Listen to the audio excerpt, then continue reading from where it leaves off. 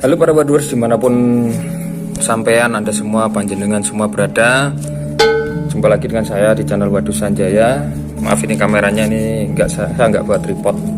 Pada kesempatan video kali ini saya mengucapkan terima kasih teman-teman sudah setia mengikuti channel Wadus Sanjaya. Ini kok kameranya agak aneh ya.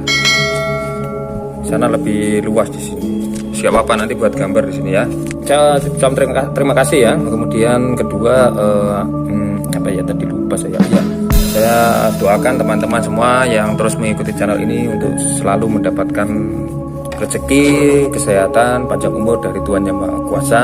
Yang belum mendapatkan pekerjaan diberikan pekerjaan, yang belum mendapatkan jodoh diberikan jodoh yang sesuai dengan kehendak Tuhan Yang Maha Kuasa ya. Oke, pada video kali ini saya akan membahas tentang keris teman-teman, tapi warangkannya saja.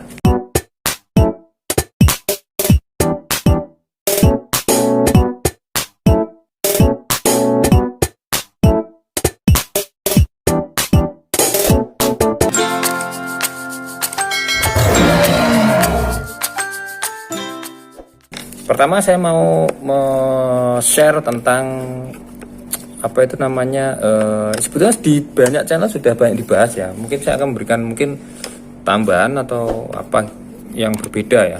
Jadi teman-teman, keris itu memang berasal dari Jawa, khususnya berkembang sekitar abad ke-8 ya, pada masa Mataram kuno. Mataram kuno ya, zaman Wangsa Sailendra atau Wangsa Sanjaya ya. Ketika Candi Prambanan dan Borobudur baru dibentuk.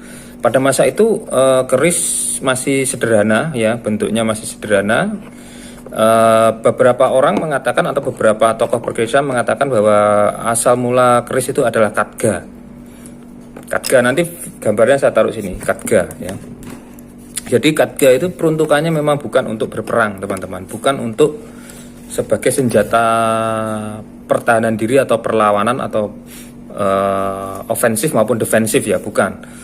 Tapi katga itu murni untuk perlengkapan upacara ya. Jadi pada acara-acara tertentu keris itu disertakan, entah itu sebagai bagian dari pakaian dari si pemimpin upacara, dalam hal ini resi, pendeta ataupun begawan misalnya seperti itu ya, ataupun dia juga sebagai pelengkap upacara itu sendiri ya. Jadi juga hanya pakaiannya tapi memang upacara di dalam upacaranya. Misalnya seperti banten ya, banten itu sesaji. Nah, keris itu juga bagian dari sesaji. Ya, misalnya teman-teman mengenal mungkin keris putut sajen, ya itu adalah perlengkapan upacara sebetulnya. Kemudian keris pada awalnya itu digunakan sebagai semacam bentuk apa ya, istilahnya kayak tumbal gitu ya. Maksudnya tumbal itu bukan, jadi selama ini kan mungkin teman-teman itu dipelesetkan atau di misunderstandingkan oleh film ya. Ketika tumbal, misalnya tumbal jembatan itu ada orang yang dimasukkan di sebuah apa itu namanya galian atau untuk betonan, itu untuk fondasi misalnya seperti itu. Sebetulnya tidak. Tumbal itu bisa berbentuk apa saja ya. Salah satunya adalah keris. Nah, jadi misalnya ini ya, misalnya ada suatu tempat yang sering terjadi bencana, misalnya gempa bumi atau gunungnya sering meletus atau sungai sering banjir. Nah, di tempat-tempat itu ditanam keris, misalnya keris putut ya, umumnya keris putut ini ya, untuk ditanamkan di situ sebagai bentuk permohonan kepada Tuhan bahwa tempat itu jangan sampai ada bencana lagi yang menelan korban, misalnya seperti itu. Zaman dulu seperti itu. Jadi orang zaman dulu itu berdoa itu nggak harus berkata-kata ya. Berdoa itu bisa diwujudkan dalam bentuk sesaji dan salah satunya adalah keris ya. Jadi teman-teman kalau melihat sesajen, dulu saya juga memiliki pemikiran demikian ya. Ketika melihat sesajen, wah gak bener iki sirik, iki haram, iki apa ya, istilahnya ngundang bangsa sing rakaton, istilahnya bangsa atau orang makhluk yang tidak terlihat, padahal tidak ya. Jadi sesaji itu pada awalnya itu ditujukan sebagai bentuk doa, namun dalam bentuk perlambang. Ya, perlambang ya, bisa bentuk bunga, bisa bentuk makanan, bisa bentuk yang lain-lain, dan salah satunya adalah keris juga. Nah, ada orang-orang yang narik keris itu ya. Saya pernah dengar dari video-video itu ada orang narik keris. Itu ada dua jenis ya. Ada orang narik ya yang apa istilahnya, narik dengan gaya gitu ya. Dapat keris itu. Dan ada lagi satu lagi orang yang benar-benar menemukan keris itu. Ya. Misalnya di tanah, di galian atau di sungai. Nah, itu tadi, itu yang mereka yang benar-benar menemukan keris itu biasanya yang keris yang mereka temukan adalah keris sajian, itu sesaji.